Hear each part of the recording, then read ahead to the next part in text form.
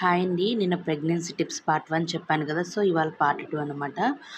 Normal delivery అవ్వడానికి నేను చెప్పే ప్రతి టిప్ కూడా యూజ్ అవుతుంది.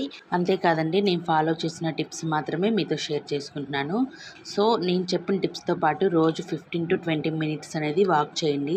దానివల్ల మజిల్స్ రిలాక్స్ అవుతుంది. బ్రీతింగ్ అనేది రోజు ప్రాక్టీస్ చేయండి. దానివల్ల ఏంటంటే పెయిన్స్ వచ్చే టైంలో మనం నార్మల్ డెలివరీ అవ్వడానికి డీప్ బ్రీతింగ్ అనేది చాలా ఇంపార్టెంట్ అండి.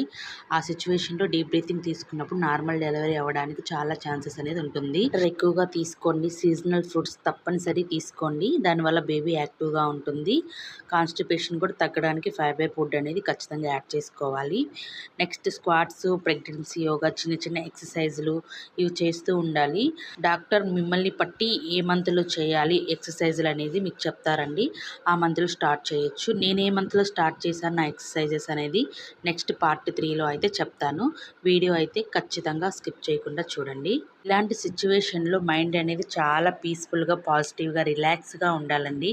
ఎలాంటి టెన్షన్స్ పెట్టుకోకుండా ఫ్రీగా ఉంటే నార్మల్ డెలివరీ అవ్వడానికి ఈజీ అవుతుంది. Thank you for watching. Subscribe for part 3.